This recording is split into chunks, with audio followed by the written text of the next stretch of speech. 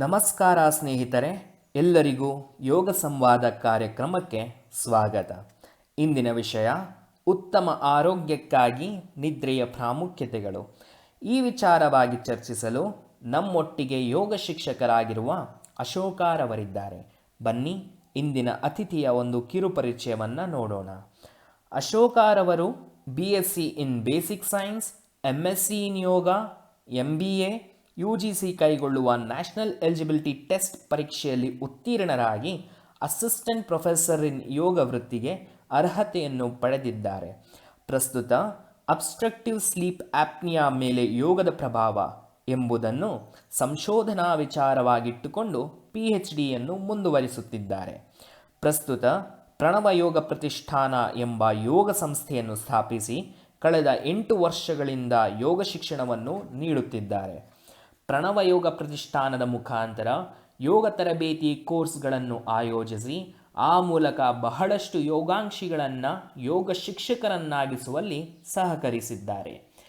ರಾಷ್ಟ್ರೀಯ ಯೋಗ ಸಮಾವೇಶಗಳಲ್ಲಿ ಸಂಪನ್ಮೂಲ ವ್ಯಕ್ತಿಯಾಗಿ ಕಾರ್ಯನಿರ್ವಹಿಸಿರುವ ಅನುಭವವೂ ಸಹ ಉಳ್ಳವರಾಗಿದ್ದಾರೆ. ಒತ್ತಡ ನಿರ್ವಹಣೆ ಹಾಗೂ ಸಂಪೂರ್ಣ ವ್ಯಕ್ತಿತ್ವ ವಿಕಸನದ ಕಾರ್ಯಾಗಾರಗಳನ್ನು ಹಲವು ಸಂಘ ಸಂಸ್ಥೆಗಳಲ್ಲಿ ನಡೆಸಿದ್ದಾರೆ. ಪ್ರಸ್ತುತ ಯೋಗ ಮಿತ್ರ ಸಂಸ್ಥೆಯ ಸಹಯೋಗದಲ್ಲಿ COVID-19 ನಿರ್ವಹಣೆಗಾಗಿ ಉಚಿತ ಯೋಗ ತರಬೇತಿಗಳನ್ನು ನೀಡುತ್ತಿದ್ದಾರೆ. ಬನ್ನಿ ಇಂದಿನ ಅತಿಥಿಯನ್ನು ಸ್ವಾಗತಿಸೋಣ. ನಮಸ್ತೆ ಅಶೋಕ್ ಜಿ, ಇಂದಿನ ಯೋಗ ಸಂವಾದ ಕಾರ್ಯಕ್ರಮಕ್ಕೆ ಸ್ವಾಗತ. ನಮಸ್ಕಾರ ಪ್ರಶಾಂತ್. ಇವತ್ತಿನ ಈ ಕಾರ್ಯಕ್ರಮದ ವಿಚಾರ ಬಂದು ಯೋಗ ಮತ್ತು ನಿದ್ರೆ, ಇದ್ರ ಬಗ್ಗೆ ಮಾತನಾಡ್ತಾ ಇದ್ದೀವಿ. ಅದನ್ನು ತಿಳಿಸ್ಕೊಳ್ಳೋದಕ್ಕೆ ನಮ್ಮೊಟ್ಟಿಗೆ ಅಶೋಕ್ ಸರ್ ಇದ್ದಾರೆ. ಮತ್ತೊಮ್ಮೆ ಅಶೋಕ್ ಸರ್ಗೆ ಸ್ವಾಗತ. ನಮಸ್ಕಾರ. ಅಶೋಕ್ ಜಿ, ಮೊದಲಿಗೆ ಏನಪ್ಪ ಅಂದರೆ ನಿದ್ದೆ ಏನಕ್ಕೆ ಮಾಡಬೇಕು, ಇದು ಮೊದಲನೇ ಪ್ರಶ್ನೆ. ನಿದ್ರೆ ಈ ಸೃಷ್ಟಿಯಲ್ಲಿ ಇರುವಂತಹ ಎಲ್ಲ ಜೀವಿಗಳಿಗೂ ಬಹಳ ಅತ್ಯವಶ್ಯಕವಾದಂಥ ಒಂದು ಅವಸ್ಥೆ, ಬಹಳ ಮುಖ್ಯವಾಗಿ ಬೇಕು. ಈಗ ಎಲ್ಲ ಜೀವಿಗಳು, ಕೆಲವು ಮರಗಳೆಲ್ಲ ಮಲಗುತ್ತೆ, ಎಲ್ಲ ಕಡೆ ಮಲಗುತ್ತೆ, ನಾವು ಮಲಗ್ತೀವಿ. ಎಲ್ಲ ನಿದ್ದೆ ಎಲ್ಲರಿಗೂ ಬಹಳ ಮುಖ್ಯ. ಯಾಕೆಂದರೆ ನಾವು ದಿನನಿತ್ಯ ಎಲ್ಲ ಚಟುವಟಿಕೆಗಳನ್ನೆಲ್ಲ ಮಾಡಿರ್ತೀವಿ. ಆ ಚಟುವಟಿಕೆಗಳಲ್ಲಿ ತೊಡ್ಕೊಂಡಿರುತ್ತೆ ಮನಸ್ಸು, ಶರೀರ ಎಲ್ಲ ನಿರಂತರವಾಗಿ ಶ್ರಮಿಸಿರುತ್ತೆ. ಅದರಿಂದ ವಾಪಸ್ ಮತ್ತೆ ಪುನಶ್ಚೈತನ್ಯಗೊಳಿಸ್ಕೊಳ್ಳಿಕ್ಕೆ, ಅದನ್ನೆಲ್ಲ ರಿಜುವೆನೇಟ್ ಅಂತ ಏನು ಇಂಗ್ಲೀಷಲ್ಲಿ ಕರಿತೀವಿ, ಅದನ್ನು ರೀಸ್ಟೋರ್ ಮಾಡ್ಕೊಳ್ಳಿಕ್ಕೆ ಒಂದು ಅವಕಾಶ. ಈಗ ನೀವು ಒಂದು ಎಂಜಿನ್ ನಡೀತಾ ಇದೆ ಅಂತ ಇಟ್ಕೊಳ್ಳಿ, ಯಾವುದೋ ಒಂದು ಮೆಷಿನೋ ಕಾರೋ ಎಂಜಿನ್, ಯಾವುದಾರ ಒಂದು ಎಂಜಿನ್ನ ಆನ್ ಮಾಡಿಬಿಟ್ಬಿಟ್ಟಿದ್ದೀರಾ ಅಂತಂದರೆ ಅದು ಕಂಟಿನ್ಯೂಸ್ ಆಗಿ ಹಾಗೆಯೇ ರನ್ ಆಗ್ತಾಯಿದ್ರೆ ಏನಾಗ್ಬೋದು, ಹೀಟ್ ಆಗ್ಬೋದು. ಆ ಹೀಟ್ ಹಂಗೆ ಇನ್ನೂ ಕಂಟಿನ್ಯೂ ಆಗ್ತಾಯಿದ್ರೆ ಒಂದು ಥ್ರೆಶೋಲ್ಡ್ ಲಿಮಿಟ್ವರೆಗೂ ಅದು ಮ್ಯಾನೇಜ್ ಮಾಡ್ಕೋಬೋದು. ಅದಕ್ಕಿಂತ ಜಾಸ್ತಿ ಆದರೆ ಏನಾಗುತ್ತೆ, ಅದು ಇನ್ನಷ್ಟು ಶಾರ್ಟ್ ಸರ್ಕ್ಯೂಟ್ ಥರ ಆಗ್ಬೋದು, ಇಲ್ಲ ಏನೋ ಬರ್ನ್ ಆಗ್ಬೋದು. ಈ ಥರ ಸಂಭವ ಆಗೋದು ಉಂಟು. ಸೇಮ್ ವೇ ಇದೊಂದು ಶರೀರನೂ ಒಂದು ಮೆಟೀರಿಯಲ್, ಒಂದಂದರೆ ಆಟೋಮೇಟೆಡ್ ಮೆಟೀರಿಯಲ್ ಮಿಷಿನ್. ಇದು ಈ ಆಟೋಮೇಟೆಡ್ ಮಿಷಿನ್ಗೆ ಎಲ್ಲ ಜೀವಿಗಳಿಗೂ ಕೊಟ್ಟಿರ್ತಕ್ಕಂಥ ಇದೊಂದು ವರ, ಇದು ನಿದ್ದೆ. ಅದನ್ನು ಯಾರು ಕಳ್ಕೋಬಾರ್ದು. ಆ ನಿದ್ರೆನ ಆಗಿರ್ತಕ್ಕಂಥ ಎಲ್ಲ ಡ್ಯಾಮೇಜ್ಗಳನ್ನ ಪುನಃ ಅದನ್ನು ರೀಸ್ಟೋರ್ ಮಾಡ್ಕೊಳ್ಳಿಕ್ಕೆ, ರಿಪೇರ್ ಮಾಡ್ಕೊಳ್ಳಿಕ್ಕೆ ಇದೊಂದು ಅವಕಾಶ ನಿದ್ರೆ. ಕೆಲವೊಬ್ರು ಹೇಳ್ತಾರೆ ನಿದ್ದೆನೇ ಬರೋದಿಲ್ಲ, ಸೊ ಅದಕ್ಕೋಸ್ಕರ ಏನು ಮಾಡ್ತೀನಿ, ಅದನ್ನು ಪಾಸಿಟಿವ್ ಆಗಿ ತೊಗೊಳ್ತೀನಿ, ಅದೇ ಸಮಯನ ಓದೋಕೆ ಉಪಯೋಗಿಸ್ಕೊಳ್ತೀನಿ ಅಥವಾ ಇನ್ನೇನಾದರೂ ಕೆಲಸಗಳು ಮಾಡೋದಕ್ಕೆ ಉಪಯೋಗಿಸ್ಕೊಳ್ತೀನಿ ಅಂತ ಇದರಿಂದ ಪಾಸಿಟಿವ್ ಆಗಿ ತೊಗೊಳ್ತಾ ಇರ್ತಾರೆ. ಸೊ ಇದು ಆ ಥರ ನಿದ್ದೆ ಕಡಿಮೆ ಮಾಡೋದ್ರಿಂದ ಏನಾದರೂ ಕಾರ್ಯಕ್ಷಮತೆ ಹೆಚ್ಚೋದಕ್ಕೆ ಸಹಕಾರಿಯಾಗಿರುತ್ತೆ, ಅಥವಾ ನಿದ್ದೆ ಕಡಿಮೆ ಮಾಡೋದ್ರಿಂದ ನಮ್ಮ ಕೆಲಸ ಕಾರ್ಯಗಳಲ್ಲಿ ಏನೋ ಕುಂದುಕೊರತೆ ಆಗೋದಕ್ಕೆ ಆ ಥರ ಸಂಭವಗಳೇನಾದರೂ ಇದಾವ, ಅದು ಪರಿಣಾಮ ಏನಾದರೂ ಕೆಲಸದ ಮೇಲೆ ಬೀಳುತ್ತಾ? ಈಗ ನಿದ್ದೆ ಬರ್ತಾ ಇಲ್ಲ ಅಂತ ಯಾಕೆ ಅವರು ಅಂದ್ಕೊಳ್ತಾರೆ, ನಿದ್ದೆ ಸಹಜವಾಗಿ ನಮಗೆ ಬರುವಂಥ ಒಂದು ಕ್ರಿಯೆ ಅಥವಾ ಚಟುವಟಿಕೆ. ನಿದ್ದೆ ಮಾಡಬೇಕು. ಒಂದು ಶರೀರ ಮನಸ್ಸು ದಣಿದಿದೆ ಅಂದರೆ ಅದನ್ನು ದಣಿವನ್ನು ಮತ್ತೆ ಆರಿಸ್ಕೊಳ್ಳಿಕ್ಕೆ ಶರೀರಕ್ಕೆ ಸಹಜವಾಗಿ ಬೇಕದು. ಅದು ನಾವು ಬರ್ತಾ ಇಲ್ಲ ಅಂತಂದರೆ ಯಾವಾಗಾದರೂ ನೋಡಿ, ನಾವು ಒಂದು ಚಟುವಟಿಕೆ ಬಂದು ಶರೀರಕ್ಕೆ ಒಂದು ತನ್ನಷ್ಟಕ್ಕೆ ತಾನೇ ಬದಲಾಯಿಸ್ಕೊಳ್ಳುವಂಥ ಒಂದು ಶಕ್ತಿ ಇದೆ ಸಹಜವಾಗಿ ಮನುಷ್ಯರಿಗೆ ಅಥವಾ ಯಾವುದೇ ಜೀವಿಗೆ. ಯಾವಾಗಾದರೂ ನಮಗೆ ಅವಶ್ಯಕತೆ ಇದ್ದಾಗ, ಒಂದೊಂದು ದಿನ ನಿದ್ದೆ ಮಾಡೋಕ್ಕೆ ಆಗಲ್ಲ, ಏನೋ ಫಂಕ್ಷನ್ ಇದೆ, ಎಲ್ಲೋ ಟ್ರಾವೆಲ್ ಮಾಡ್ತಾ ಇದ್ದೀವಿ, ನಮ್ಗೆ ಅನುಕೂಲ ಇಲ್ಲ, ಅಂಥ ಸಂದರ್ಭದಲ್ಲಿ ನಾವು ಒಂದೊಂದು ದಿನ ನಿದ್ದೆ ಮಾಡೋಕ್ಕಾಗೋದಿಲ್ಲ. ಅದನ್ನು ನಾವು ಯಾವತ್ತಾದರೂ ಒಂದಿನ ಸಾಲ ತೀರಿಸಲೇಬೇಕು. ನಿದ್ದೆ ಅದೊಂದು ಲ್ಯಾಗಿಂಗ್ ಆಗಿ ಇದ್ದೇ ಇರುತ್ತೆ. ಅದು ಏನೋ ಆ ಒಂದು ಬ್ಯಾಕ್ಲಾಗ್ ಇದ್ದೇ ಇರುತ್ತೆ. ಮತ್ತೆ ಅದನ್ನು ನೀವು ಮಾಡಲೇಬೇಕು. ನಿರಂತರವಾಗಿ ಈ ಥರ ನಿದ್ದೆ ನನಗೆ ಬರ್ತಾ ಇಲ್ಲ, ನಡೀತಾ ಇಲ್ಲ ಅಂತಂದರೆ ಅದು ತೀವ್ರವಾಗಿ ಶರೀರದ ಮನಸ್ಸಿನ ಆರೋಗ್ಯದ ಮೇಲೆ ತುಂಬ ಪರಿಣಾಮ ಬೀಳುತ್ತೆ. ನಿದ್ದೆ ಬರ್ತಾ ಇಲ್ಲ ಅಂದರೆ ಅವ್ರಿಗೆ ಸರಿಯಾಗಿ ನಾನು ನಿದ್ದೆ ಬರಲಿಕ್ಕೆ ಅನುಕೂಲಗಳು, ಅವಕಾಶಗಳಿಲ್ಲ, ಅದಕ್ಕೆ ನಿದ್ದೆ ಮಾಡೋಕ್ಕಾಗ್ತಾ ಇಲ್ಲ, ನಾನು ಏನೋ ಒಂದಕ್ಕೆ ಡಿಸ್ಟರ್ಬ್ ಆಗ್ತಾ ಇದೆ, ಹಾಗಾಗಿ ಸರಿಯಾಗಿ ನಿದ್ದೆ ಬರೋದಿಲ್ಲ. ಅದು ಬರದೇ ಇದ್ದರೆ ದೀರ್ಘಕಾಲದಲ್ಲಿ ಅದು ಆರೋಗ್ಯದ ಮೇಲೆ, ಶರೀರದ ಆರೋಗ್ಯದ ಮೇಲೆ, ಮನಸ್ಸಿನ ಆರೋಗ್ಯದ ಮೇಲೆ ಎರಡರ ಮೇಲೂ ಪರಿಣಾಮ ಬೀಳುತ್ತೆ. ಅದು ನೀವು ಬೇರೆ ಚಟುವಟಿಕೆಗಳಲ್ಲಿ ತೊಡ್ಕೋಬೋದು, ತೊಡ್ಕೋಬಾರದು ಅಂತ ಏನಿಲ್ಲ. ಅದು ತೊಡ್ಕೊಂಡಾಗ ಇನ್ನಷ್ಟು ಏನಾಗುತ್ತೆ, ನಿದ್ದೆ ಬರಲ್ಲ, ಮತ್ತೆ ನಿದ್ದೆ ಬರಲ್ಲ. ನಿದ್ದೆ ಬರಲಿಕ್ಕೆ ಒಂದು ಸ್ವಲ್ಪ ಸ್ಲೀಪ್ ಹೈಜೀನ್ ಮೇಂಟೈನ್ ಮಾಡಬೇಕು. ಅವರು ನಿದ್ದೆ ಬರಬೇಕು ಅಂದರೆ ಅವರು ಕೆಲವೊಂದು ನಿದ್ದೆ ಬರಲಿಕ್ಕೆ ಬೇಕಾದಂಥ ಒಂದು ಅನುಕೂಲಗಳನ್ನು ಮಾಡ್ಕೋಬೇಕು. ಸರಿಯಾಗಿ ಸಮಯಕ್ಕೆ ಮಲಗುವಂಥದ್ದು, ಸರಿಯಾದ ಸಮಯಕ್ಕೆ ಆಹಾರ ತಗೊಳ್ಳುವಂಥದ್ದು, ಈ ಥರದ್ದು. ಈಗ ಏನಾಗುತ್ತೆ ಅಂದರೆ ಈ ಸಿಟಿ ಲೈಫಲ್ಲಿ, ಈ ನಗರೀಕರಣದಲ್ಲಿ ನಮಗೆಲ್ಲ ಈ ಸಿಟಿ ಲೈಫೆಲ್ಲ ಏನು ಹಳ್ಳಿಗಳಲ್ಲೂ ಅದೇ ಥರ ಆಗಿದೆ. ಮೊದಲಿಗೆ ನಮಗೆ ಸಹಜವಾಗಿ ಯಾವಾಗಲೂ ಸಾಯಂಕಾಲ ಆದ ತಕ್ಷಣ ನಮಗೆ ಸೃಷ್ಟಿ ಇರೋದೇ ಹಾಗೆ, ಹಗಲತ್ತೆಲ್ಲ ಚಟುವಟಿಕೆಗೆ, ರಾತ್ರಿ ಎಲ್ಲ ಮತ್ತೆ ವಿಶ್ರಾಂತಿ, ನಾಳೆ ಆಕ್ಟಿವ್ ಆಗಲಿಕ್ಕೆ, ಪುನಶ್ಚೇತನಗೊಳಿಸ್ಕೊಳ್ಳಿಕ್ಕೆ. ಈ ಸೃಷ್ಟಿಯ ನಿಯಮನೇ ಅದು, stimulate and relax, stimulate and relax. ಅದೊಂದು ಅವಾಗ ಹಾರ್ಮೋನಿಯಸ್ ಆಗಿ ಒಂದು ಏನು ಪ್ರಸನ್ನವಾಗಿ ನಡೀತಾ ಇರುತ್ತೆ ಜೀವನ. ಯಾವಾಗ ಈ ಸೃಷ್ಟಿಗೆ ವಿರುದ್ಧವಾಗಿ ನಾವು ಎಲ್ಲ ಬದಲಾವಣೆಗಳನ್ನು ಮಾಡ್ಕೊಂಡ್ಬಿಟ್ಟಿದ್ದೀವಿ, ಸ್ವಲ್ಪ ರಾತ್ರಿನೂ ನಮಗೆ ಎಲ್ಲ ಅನುಕೂಲಗಳಿರೋದ್ರಿಂದ ಎಲ್ಲ ಇನ್ಪುಟ್ಸ್ ನಮಗೆ ಒಳಗೆ ಹೋಗೋದನ್ನು ನಿಲ್ಲಿಸೇ ಇಲ್ಲ. ನಾವು ಎಳಗೆ ಯಾವಾಗ ಇನ್ಪುಟ್ ಕೊಡ್ತಾನೇ ಇರ್ತೀವೋ ಅದು ಪ್ರೋಸೆಸ್ ಆಗ್ತಾನೆ ಇರುತ್ತೆ. ಇನ್ಪುಟ್ ಕೊಟ್ಟ ಮೇಲೆ ಪ್ರೋಸೆಸಿಂಗ್ ನಿಲ್ಲಲ್ಲ, ಅದು ಪ್ರೋಸೆಸ್ ಆಗಿ ನಿಂತೋಗೋವರೆಗೂ ಶರೀರ ಆ್ಯಕ್ಟಿವ್ ಆಗಿ ಇರಬೇಕಾಗತ್ತೆ. ಈಗ ನೀವು ಅದರಲ್ಲಿ ನಮ್ಮಲ್ಲಿ ಶರೀರದಲ್ಲಿ ಕ್ಲಾಕ್ ಇರುತ್ತೆ, ಬಯೋಲಾಜಿಕಲ್ ಕ್ಲಾಕ್ ಅಂತ. ಅದು ತನ್ನಷ್ಟಕ್ಕೆ ತಾನೇ ಯಾವಾಗ ನಿದ್ದೆ ಬರಬೇಕು, ಯಾವಾಗ ಎಚ್ಚರ ಆಗಬೇಕು ಅದನ್ನು ನಿಭಾಯಿಸ್ತಾ ಇರುತ್ತೆ ಶರೀರದಲ್ಲಿ. ಅದನ್ನು ಸರ್ಕ್ಯಾಡಿಯನ್ ರಿದಮ್ಸ್ ಅಂತ ಕರೀತಾರೆ, ಅಲ್ಟ್ರಾಡಿಯನ್ ರಿದಮ್ಸ್ ಅಂತ ಕರೀತಾರೆ, ಇನ್ಫ್ರಾಡಿಯನ್ ರಿದಮ್ಸ್ ಅಂತ ಕರೀತಾರೆ. ಅಂದರೆ ಶರೀರದಲ್ಲಿ ದಿನದಲ್ಲಿ ಯಾವಾಗ ಎಷ್ಟೆಷ್ಟು ಚಟುವಟಿಕೆ ಯಾವಾಗ ನಡಿಬೇಕು ಅಂತ ಶರೀರಕ್ಕೆ ತನ್ನದೇ ಆದಂಥ ಒಂದು ಕ್ಲಾಕ್ ಇರುತ್ತೆ, ಗಡಿಯಾರ. ಈಗ ನೋಡಿ, ನಾವು ಬೆಳಗ್ಗೆ ರಾತ್ರಿ ಎಲ್ಲ ಏನೂ ಬರಲ್ಲ, ಕರೆಕ್ಟಾಗಿ 5 ಗಂಟೆಗೆ ಎಚ್ಚರ ಆಗಬೇಕು ಅಂತ ಆಗುತ್ತೆ. ನೀವು ಮನಸ್ಸಲ್ಲಿ ಯಾವಾಗ ಅಂದ್ಕೊಂಡ್ರೆ ಯಾವಾಗ ಎಚ್ಚರ ಆಗುತ್ತೆ. ಅಲಾರಮ್ಮೇ ಬೇಕಾಗಲ್ಲ ಅವಾಗ, ನೀವು ದೃಢವಾಗಿ ನಿರ್ಧರಿಸಿದಾಗ, ನಿಶ್ಚಯಿಸಿದಾಗ. ಹೊಟ್ಟೆ ಹಸಿವು ಒಂದೇ ಸಮಯಕ್ಕಾಗತ್ತೆ. ಸಮಯದ ತಕ್ಕಂತೆ ನಮ್ಮ ಶರೀರದಲ್ಲಿ ಗಡಿಯಾರಗಳು ಇದೆ. ಈಗ ನೋಡಿ, ಕೆಲವರಿಗೆ ಮೆನ್ಸ್ಟ್ರಲ್ ಸೈಕಲ್ಸ್ ಅಂತ ಕರೀತಾರೆ, ಏನು ಅಲ್ಟ್ರಾಡಿಯನ್ ರಿದಮ್ಸ್ ಅಂತ ಏನು ಕರೀತಾರೆ. ಕರೆಕ್ಟಾಗಿ 28 ಡೇಸ್ಗೆ ಆಗಬೇಕಂದ್ರೆ ಬಾಡಿಯಲ್ಲಿ ಹೆಂಗೆ ಗೊತ್ತಾಗತ್ತೆ, ಅದೊಂದು ಕ್ಲಾಕ್. ನಿರಂತರವಾಗಿ ಶರೀರದಲ್ಲಿ ತನ್ನದೇ ಆದಂಥ ಚಟುವಟಿಕೆಗಳು ಒಂದು ಕ್ಲಾಕ್, ವಾಚ್, ಗಡಿಯಾರ ನಡೀತಾ ಇರುತ್ತೆ ಅದರ ಪಾಡಿಗೆ. ಅದನ್ನು ನಾವು ಪದೇ ಪದೇ ಬದಲಾಯಿಸ್ತಾ ಇದ್ರೆ ಯಾವ ಗಡಿಯಾರಕ್ಕೆ ಹೊಂದ್ಕೋಬೇಕು, ನೀವಾಗಲೇ ಕೇಳಿದ್ರಿ ನಿದ್ರೆ ಕೆಲವರಿಗೆ ಬರಲ್ಲ ಅಂತ. ಯಾಕೆ ಅವ್ರಿಗೆ ಬರಲ್ಲ ಅಂದರೆ ಅವರು ಸಮಯಕ್ಕೆ ಅವರ ಗಡಿಯಾರಗಳನ್ನು ಒಂದೇ ರೀತಿಯಲ್ಲಿ ಚಟುವಟಿಕೆಗಳನ್ನು ನಡೆಸ್ತಾ ಇರಲ್ಲ ದಿನ. ಈ ಸಮಯದಿಂದ ಈ ಸಮಯಕ್ಕೆ ನಮ್ಮ ಕೆಲವೊಂದು ಶರೀರದಲ್ಲಿ ಏನಾಗುತ್ತೆ, ಕೆಲವೊಂದು ಹಾರ್ಮೋನ್ಸ್ ಪ್ರೊಡ್ಯೂಸ್ ಆಗುತ್ತೆ.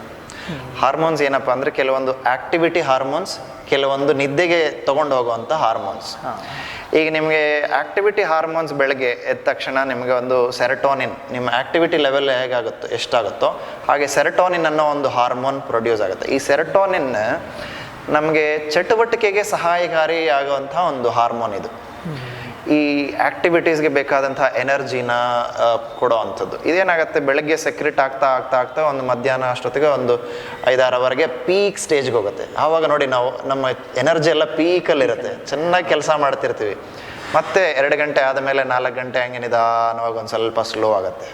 ಆ ಸೈಕಲ್ ಅದು. ಇಲ್ಲಿಂದ ಹೋಗಿ ಆ ಸೆರಟೋನಿನ್ ಲೆವೆಲ್ಸ್ ಒಂದು ಸ್ವಲ್ಪ ಡ್ರಾಪ್ ಆಗ್ತಾ ಇದ್ದಂಗೆ, ಬೆಳಗ್ಗೆ ನಾವು ಹುಟ್ಟಿ ಎಂಗೇಜಲ್ಲಿ ಒಂದು ಸ್ವಲ್ಪ ಚೆನ್ನಾಗಿದ್ದು ಮತ್ತೆ ಹಿಂಗೆ ಸಾಯ್ತಿರ್ತೀವಲ್ಲ, ದಿನ ಇದೊಂದು ಸೈಕಲ್ ನಡೀತಾ ಇರುತ್ತೆ.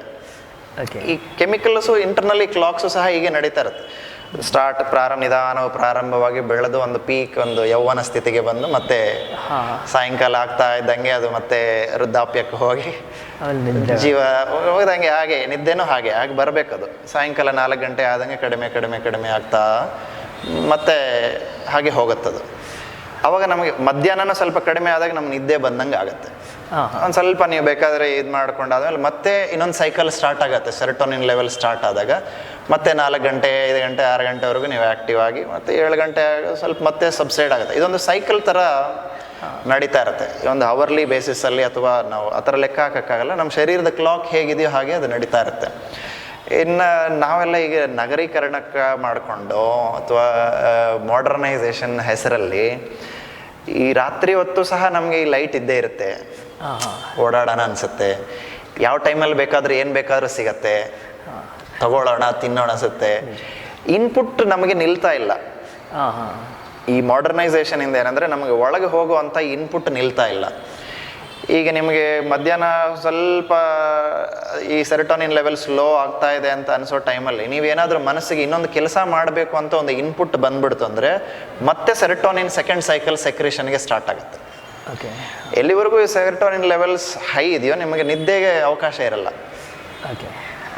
ಮತ್ತೆ ಸಬ್ಸೈಡ್ ಆಗ್ತಾ ಆಗ್ತಾ ಆಗ್ತಾ ಆಗ್ತಾ ಏನಾಗುತ್ತೆ, ಮೆಲಟೋನಿನ್ ಅನ್ನೋ ಒಂದು ಕೆಮಿಕಲ್ ಸಿಂಥಸಿಸ್ ಸ್ಟಾರ್ಟ್ ಆಗುತ್ತೆ. ಅದು ನಿದ್ದೆಗೆ ಜಾರಿಸುವಂಥ ಒಂದು ಹಾರ್ಮೋನ್. ಅದು ಸೆರೋಟೋನಿನ್ ಲೆವೆಲ್ಸ್ ಯಾವಾಗ ಡ್ರಾಪ್ ಆಗ್ತಾ ಹೋಗುತ್ತೋ ಮೆಲಟೋನಿನ್ ಲೆವೆಲ್ಸ್ ಹೈ ಆಗಕ್ಕೆ ಶುರು ಆಗ್ತಾ ಹೋಗುತ್ತೆ.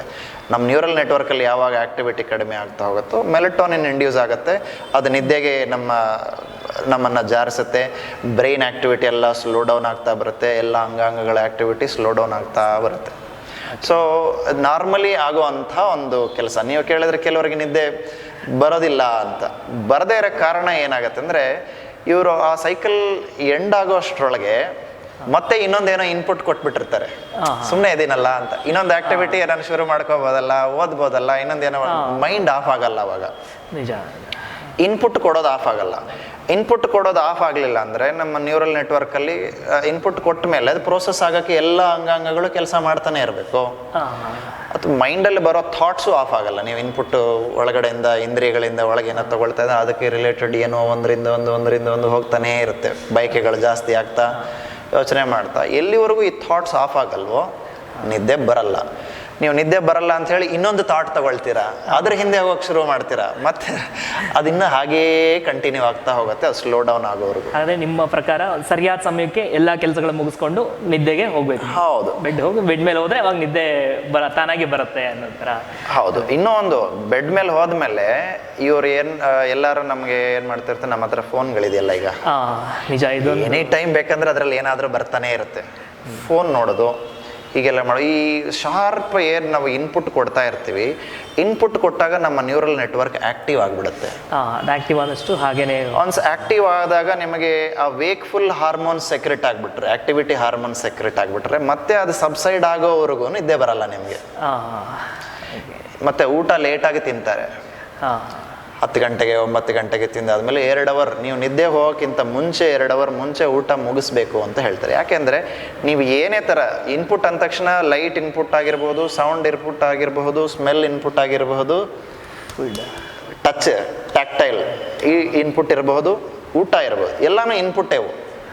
ಇನ್ಪುಟ್ ಅಂದರೆ ನರ್ವಸ್ ಸಿಸ್ಟಮ್ ಅದನ್ನು ರಿಸೀವ್ ಮಾಡಿಕೊಂಡು ಬ್ರೈನ್ಗೆ ಕಳಿಸಿ ಇದು ಶಾರೀರಿಕವಾಗಿ ಆಗ್ತಿದ್ರೆ ಇಲ್ಲಿಂದ ಬರುವಂಥ ಜ್ಞಾನ ಮನಸ್ಸಿಗೆ ಒಂದು ಇನ್ಪುಟ್. ಅದು ಮನಸ್ಸು ಸಹ ಅದಕ್ಕೆ ತಕ್ಕಂತೆ ರಿಯಾಕ್ಟ್ ಮಾಡೋದೆಲ್ಲನೂ ನಡೀತಾ ಇರುತ್ತೆ. ಜಾಸ್ತಿ ಕಣ್ಣಿಂದ ಬರೋದು, ಕಿವಿಯಿಂದ ಬರೋದು, ಇಲ್ಲಿಂದ ಹೋಗೋ ಇನ್ಪುಟ್ಗಳು ನಿಲ್ಲಬೇಕು ಜಾಸ್ತಿ. ಅವು ನಿದ್ದೆಗೆ ಹೋಗೋಕ್ಕಿಂತ ಮುಂಚೆ ನಾವೆಲ್ಲ ಸಬ್ಸೈಡ್ ಆಗಬೇಕು.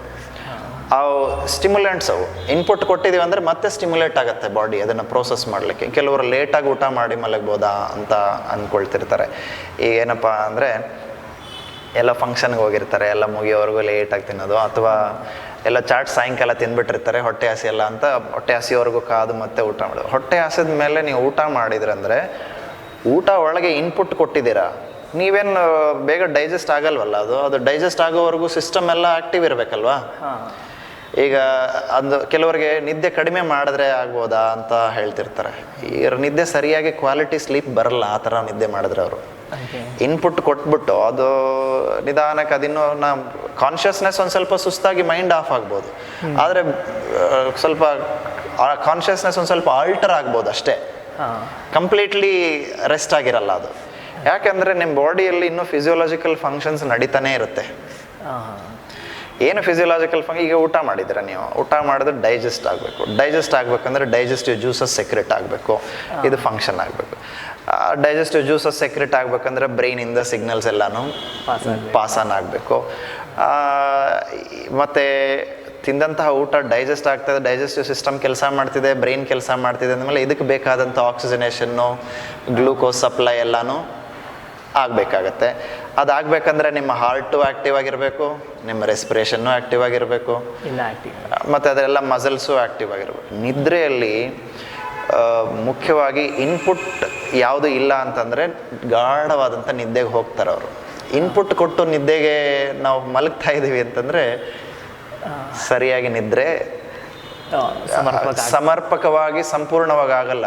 ನಾಳೆ ದಿವಸ ಎದ್ದರೆ ಬೆಳಗ್ಗೆ ಆಲಸ್ಯ, ಹಾಗೆ ಅದರ ಪರಿಣಾಮ ಮುಂದಿನ ದಿನ ಹಂಗೆ ಇರುತ್ತೆ.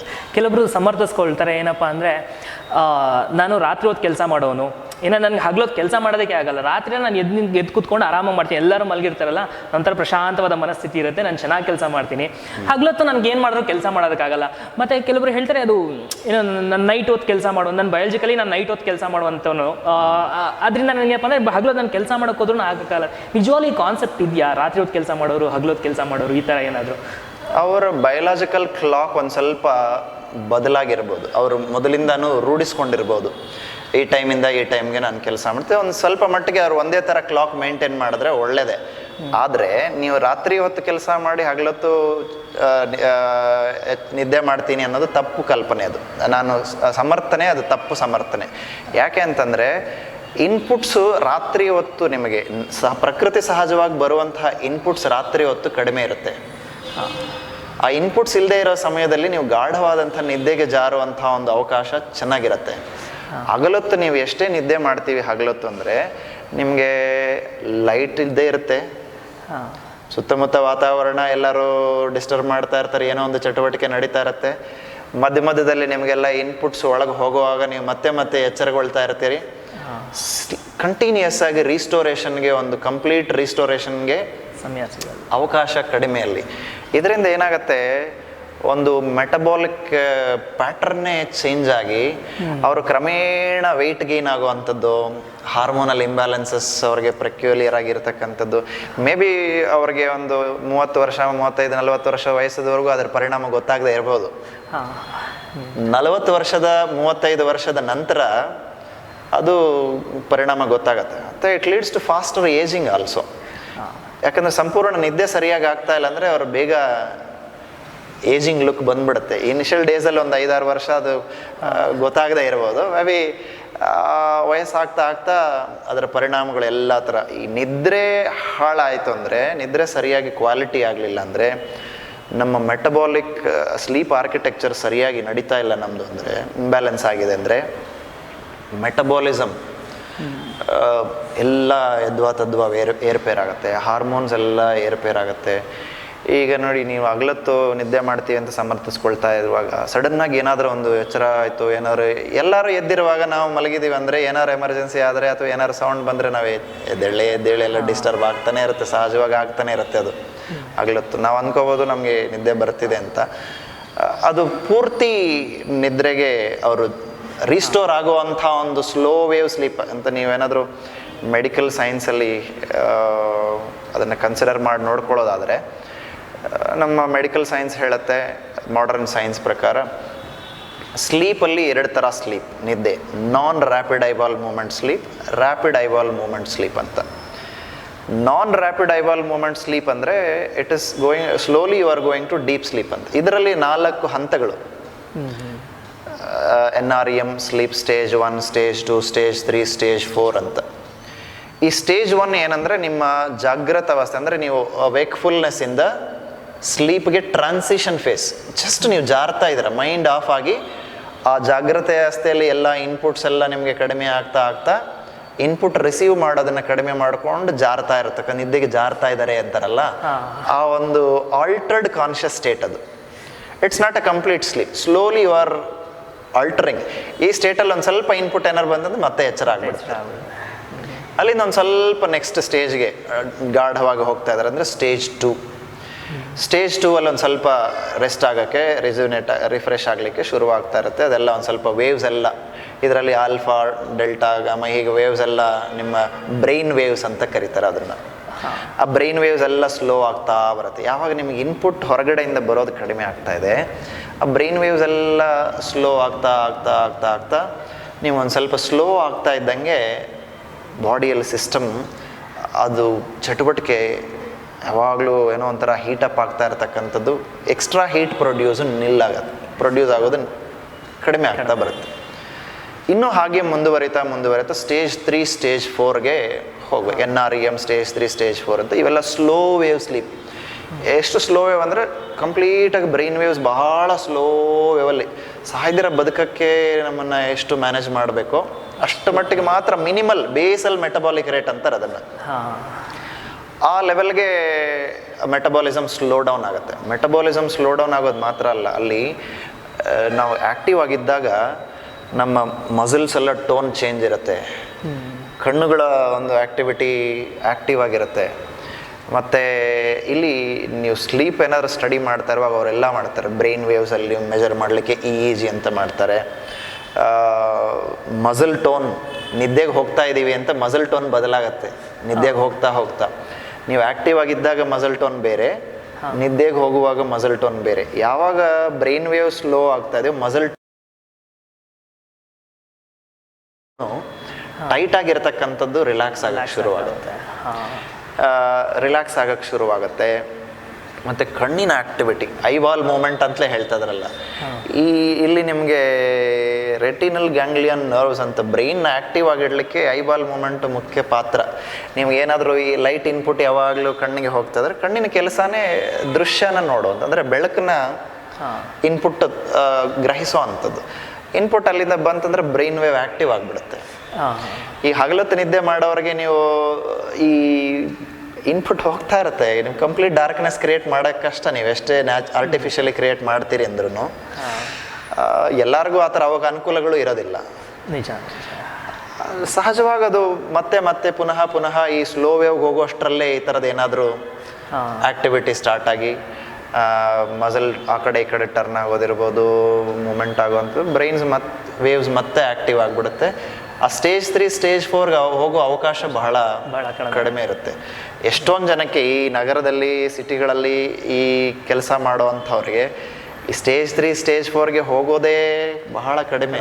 ಅದಕ್ಕೆ ಎಲ್ಲರೂ ಒಂದು ಸ್ವಲ್ಪ ಸ್ಟ್ರೆಸ್ಡು, ನೆಕ್ಸ್ಟ್ ಡೇ ಒಂದು ಸ್ವಲ್ಪ ಟಯರ್ಡು, ಸ್ವಲ್ಪ ಏನೋ ಡಲ್ ಫೇಸ್, ಬೇಗ ಏಜಿಂಗ್ ಆಗುವಂಥದ್ದು, ಬೇಗ ಈ ನಾನ್ ಕಮ್ಯುನಿಕಬಲ್ ಡಿಸಾರ್ಡರ್ಸ್ ಅಂತ ಹೇಳ್ತಾರಲ್ಲ, ಡಯಾಬಿಟೀಸು, ಹಾರ್ಟ್ ಅಟ್ಯಾಕು, ಬೆನ್ನು ನೋವು ಬರೋವಂಥದ್ದು, ಕತ್ತು ನೋವು ಬರೋವಂಥದ್ದು, ಕಣ್ಣುಗಳಿಗೆ ಡ್ರೈ ಐ ಥರ ಏನೋ ಆಗುವಂಥದ್ದು, ಎಲ್ಲ ಥರದ ಒಂದು ಕಾಂಪ್ಲಿಕೇಶನ್ಸು ನಿದ್ದೆ ಸರಿಯಾಗಿ ಆಗಿಲ್ಲ ಅಂದರೆ ಕಾಣಿಸ್ಕೊಳ್ಳೋದು ಸಹಜ.